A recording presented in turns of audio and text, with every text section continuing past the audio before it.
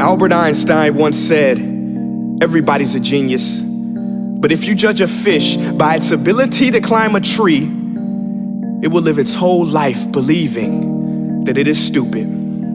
Ladies and gentlemen of the jury, today on trial we have modern day schooling. Glad you could come. Not only does he make fish climb trees, but also makes them climb down and do a 10-mile run. Tell me, school, are you proud of the things you've done? Turning millions of people into robots, do you find that fun? Do you realize how many kids relate to that fish swimming upstream in class, never finding their gifts, thinking they are stupid, believing they are useless? Well, the time has come, no more excuses. I call school to the stand and accuse him of killing creativity, individuality, and being intellectually abusive.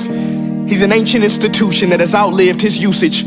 So, Your Honor, this concludes my opening statement, and if I may present the evidence of my case, I will prove it. Proceed.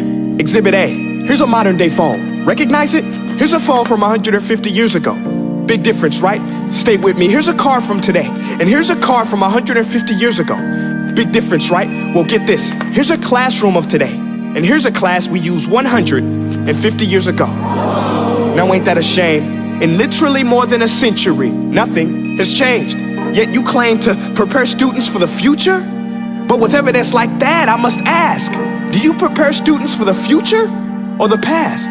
I did a background check on you and let the record show that you were made to train people to work in factories, which explains why you put students in straight rows, nice and neat, tell them sit still, raise your hand if you want to speak, give them a short break to eat, and for 8 hours a day, tell them what to think.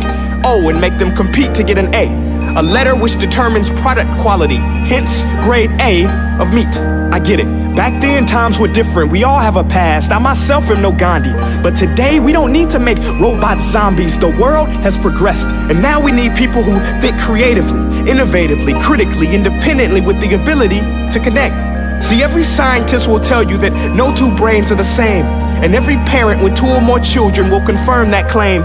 So please explain why you treat students like cookie cutter frames or snapback hats, giving them this one-size-fits-all crap. Watch your language. Sorry, Your Honor, but if a doctor prescribed the exact same medicine to all of his patients, the results will be tragic. So many people would get sick, yet when it comes to school, this is exactly what happens, this educational malpractice, where one teacher stands in front of 20 kids, each one having different strengths, different needs, different gifts, different dreams, and you teach the same thing the same way? That's horrific. Ladies and gentlemen, the defendant should not be acquitted. This may be one of the worst criminal offenses ever to be committed. And let's mention the way you treat your employees. Objection. Overruled. I want to hear this. It's a shame. I mean, teachers have the most important job on the planet, yet they're underpaid? No wonder so many students are short-changed. Let's be honest, teachers should earn just as much as doctors, because a doctor can do heart surgery and save the life of a kid, but a great teacher can reach the heart of that kid and allow him to truly live. See, teachers are heroes that often get blamed, but they're not the problem. They work in a system without many options or rights. Curriculums are created by policymakers, most of which have never taught a day in their life. Just obsessed with standardized tests. They think bubbling in a multiple choice question will determine success. That's outlandish. In fact, these tests are too crude to be used and should be abandoned, but don't take my word for it. Take Frederick J. Kelly, the man who invented standardized testing, who said, and I quote, "These tests are too crude to be used and should be abandoned." Ladies and gentlemen of the jury, if we continue down this road, the results will be lethal. I don't have much faith in school, but I do have faith in people. And if we can customize healthcare, cars, and Facebook pages, then it is our duty to do the same for education, to upgrade it, change it, do away with school spirit, because that's useless. Unless we're working to bring the spirit out of each and every student, that should be our task. No more Common Core. Instead, let's reach the core of every heart in every class. Sure, math is important, but no more than art or dance. Let's give every gift an equal chance. I know this sounds like a dream, but countries like Finland are doing impressive things.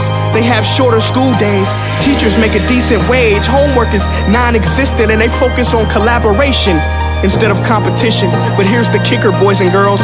Their educational system outperforms every other country in the world. Other places like Singapore are succeeding rapidly. Schools like Montessori, programs like Khan Academy. There is no single solution, but let's get moving. Because while students may be 20% of our population, they are 100% of our future. So let's attend to their dreams, and there's no telling what we can achieve. This is a world in which I believe, a world where fish are no longer forced to climb trees. I'll rest my case.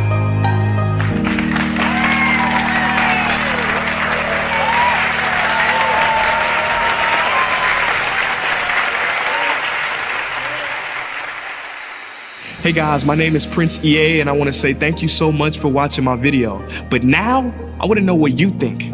How can we together create a more efficient, effective, and just better future of learning?